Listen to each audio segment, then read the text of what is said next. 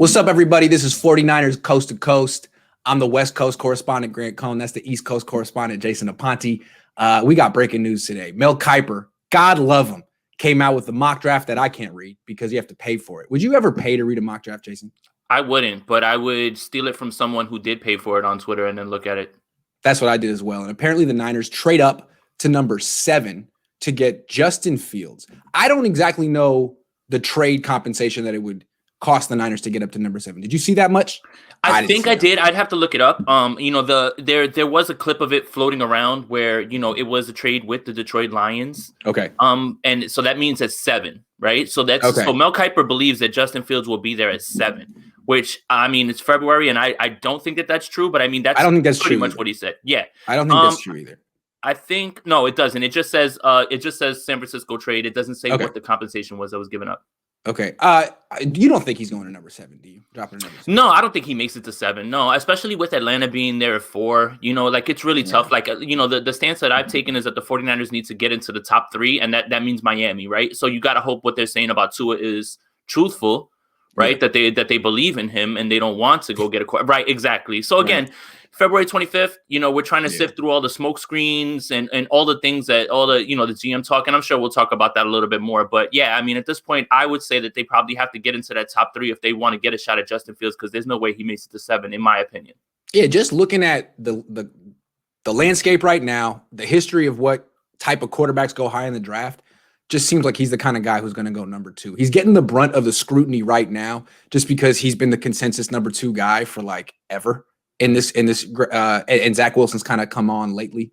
But I think as people start to look into Zach Wilson, he's going to actually be affected more by the scrutiny because he's the one who's more like Josh Rosen. He's the one with the rich uncle who you got to wonder, does he need football? All those questions that Josh Rosen had to deal with, I think are going to apply to Zach Wilson, not Justin Fields. So Zach Wilson will get his turn, and Justin Fields' stock will probably go back up. But you and I were arguing on Twitter this not weekend arguing. about not arguing. That. Not arguing. That's what's a different word. We were sharing. We were debating. We were conversing. Okay. Yeah. About Justin Fields, and I actually think Justin Fields is like the most interesting prospect in the draft. Right. He's very interesting. He's almost like a Rorschach test, and I know you like him.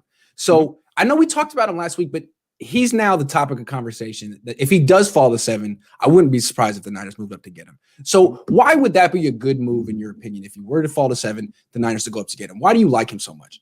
Well, in terms of what the quarterback is, right, with the skills, right, I think that it was Mel Kiper who, let's be frank, right, Mel Kiper, while he's respected in this industry, doesn't always get it right, doesn't always have the best takes because nobody ever really gets it right. So I'm not trying to use Mel Kiper as gospel, but I did this one thing that he said really stood out to me, and it kind of made something click in my brain when I did my evaluation of him was, you can't evaluate what the guy does. You have to be able to project. And I know that sounds stupid because you're trying to project something that you have no control over or anything like that. But I think that's what it is. And I think that this period in between right now in the draft is a lot of overanalysis at this point.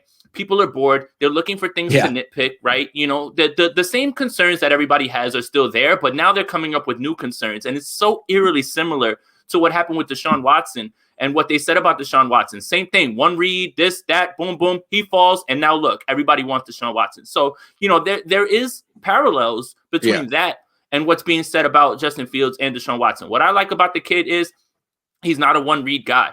That's not true. What happens is, and again, this is information that I learned from other people who are smarter than I am, who have access to playbooks and who actually understand concepts. Is it Shane Day? Which Day is it? That's the Ryan Day. Ryan Day. It's Ryan Day. Yeah. Ryan Day. Okay. Not which exactly. Day is it? It's Sunday. Yeah. Right. Not exactly the best. Right. We saw him with Chip Kelly. Right. So a lot of his routes are downfield. Take a ton of time to develop. Some of them are choice routes where the receivers are not declaring in time, and Justin Fields has to hold the ball a little bit longer. So if you think that he's holding the ball because he can't get through his reads, you might be right on certain instances, but other instances you can see receivers not declaring where they need to go. So I think that's a little bit overblown and overstated as well too.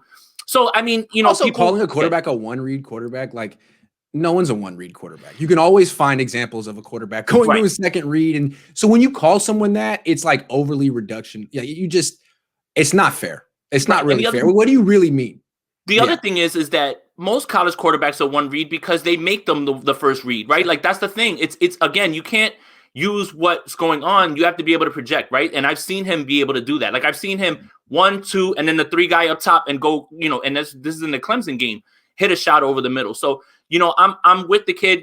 Basically me being in on the kid has a lot to do with his physical skills. Yes. But again, I'm coming to you in a roster construction, from a roster construction point of view.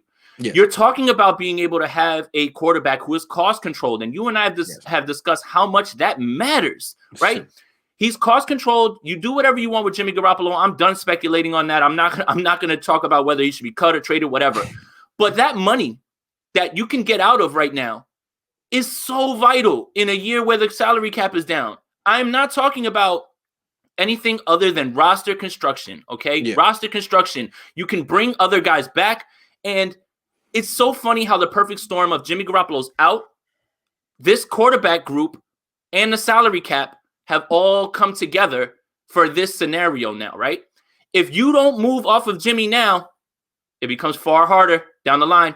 And next year's class, I could be wrong, isn't filled with the guys that I think are in this class. This is why I think all of these things matter right now in terms of what they should be doing.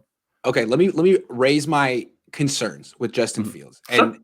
Because, again, any team that takes him, that trades up to 7 for him, has to at least answer these questions. So this is why I have concerns about Justin Fields. I think he's the most physically gifted quarterback in this class.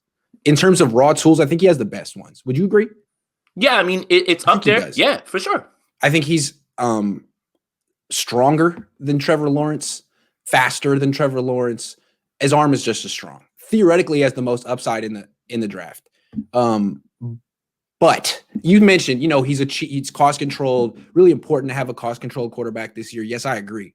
But to me, he's a toolsy project who could pay off in year 2, maybe year 3, like Josh Allen. Now, his tools aren't on the Josh Allen level, but they're very good. If Josh Allen's an A+, this guy's an A- or an A, maybe an A-. So that's how I look at him. Like, I don't expect Justin Fields to come onto this team or any team and tear it up as a rookie, because this is what I see. For a kid who played on an all-star team in college, one of the 4, 5, 6 all-star teams in college, he didn't get a lot of experience. Not his fault. I mean, the COVID thing wiped out half of this season. So he ends up with 22 starts, not a ton. He does seem like when he's presented with pressure, sometimes he doesn't respond that well to it, which is the mark of an inexperienced quarterback. It doesn't mean he won't be good. I just feel like if he's the starter next year, there's no guarantee the Niners are going to go to the playoffs or even have a winning record. And that's not necessarily a reason not to draft a quarterback, but I'm just trying to be clear on what he is. Like, when he's compared to Deshaun Watson, I missed on Watson. But in retrospect, you could say Watson was pretty developed coming out of college, that he pretty much hit the ground running. And so did Dak Prescott. And so did Mahomes to an extent after sitting a year. Because when you look back, they had a lot of experience, which counts. And Justin Fields just doesn't have it. So to me, if you go for Justin Fields, you got to be committed to the long development, and you can't be scared after year 1 or year 2 if he has a Josh Allen type of year. That's all I'm saying. And I think that that's a great point. But I also think that this regime would be tied to him with the QB collective stuff. And Kyle's been on him the entire time. That's another thing. Kyle just didn't wake up, this year and say, let's start looking at Justin Fields. They know exactly what Justin Fields is. And if they are, I'm not speculating. I don't know anything clearly. If they are looking up, they've considered all that and they understand exactly what they would do with him. It's just the issue that I have with the whole idea of drafting Justin Fields and then running it with Jimmy is now you've got a $27 million placeholder, and I hate that idea, okay? Now, if Justin Fields is the starter, maybe this team is a playoff team, but if they show things going in the right direction, that's what you really want, because you can have years of him being cost controlled, and then if the cap goes up, now you're really talking about building this roster. Again, this is purely from a roster construction point of view. That's it. That's really all it is. It just seems to me that if they keep Jimmy Garoppolo and trade up for Justin Fields, if that's their plan, like bring in the heir apparent, let him develop, and when Jimmy Garoppolo gets hurt, throw him in there. It seems to me you're kind of creating a situation like you created that they had in Philly, where the first pick doesn't help Jimmy Garoppolo. You have a bad pass protecting the offensive line. You're kind of like setting Jimmy Garoppolo up to fail. You're dividing the locker room. I mean, there are worse things you could do. It just reminds me of that a little bit. Riding the fence again with Jimmy G, bringing in a guy who doesn't help him, and he's a project. That's, guess, my issue. I mean, when you compare him to Deshaun Watson, you compare him to Cam Newton, Dak Prescott, all these guys I think were pretty ready to go when they came to the NFL. And when I watched Justin Fields, I feel like when you watch the coach's tape, he'll pass up open receivers a fair amount. And that doesn't mean he won't be good. It's just, again, the mark of an inexperienced quarterback who trusts his legs pretty much. You can pretty much say the inexperienced thing for almost everybody except for Trevor Lawrence at this point, right? Because of the year and all that stuff. So you're taking a shot on almost any of these guys, right? Yeah. And one more thing that I think I had in my mind, I think it's gone. Whatever, it'll come back to me in a second. Yeah, if they go into look, I know he was a QB collective guy, and it almost feels like that Shanahan and his dad were like, go to Georgia, go learn how to be in a pro style offense. It'll be good for you. And then he goes to Ohio State, which to me, if I were the coach, it's like, man, I mean, that's good for you. You were in the Heisman conversation. You were on TV a lot. Look at your draft stock. It's great. Jacob Eason went to Washington and it blew up in his face. So you did the right thing for you. I just feel like Ohio State does very little to prepare quarterbacks for the NFL. And that's too bad. It's not, again, that's not Justin Fields' fault. And the last thing I want to say about Fields is like, okay, so he's a project. And we agree that he might take his lumps early on, and that's okay. But are the 49ers the best place for a project quarterback? I know you say, yeah, I mean, they got a good scheme. They got good playmakers. I would argue they don't have good pass protection. That's tough. That's a guy who could get hit a lot as a rookie. And while they do have a good scheme, they have an impatient head coach who really harps on mistakes. So I don't know. What do you think of that? So here's my thing this is why I want Justin Fields, because you have to bring Trent Williams back. You have to be able to fix this line. Like, this is it, man. Like, to keep Jimmy G and to let Trent Williams walk is almost cutting your nose off to spite your face at this point. Yes. It just doesn't make sense, right? And it's not anything that Jimmy Garoppolo did. Like I said, this is all a perfect storm of his contract out, COVID, this draft, and this class, right? Like, all of this matches up, right? The thing that I'll say is this.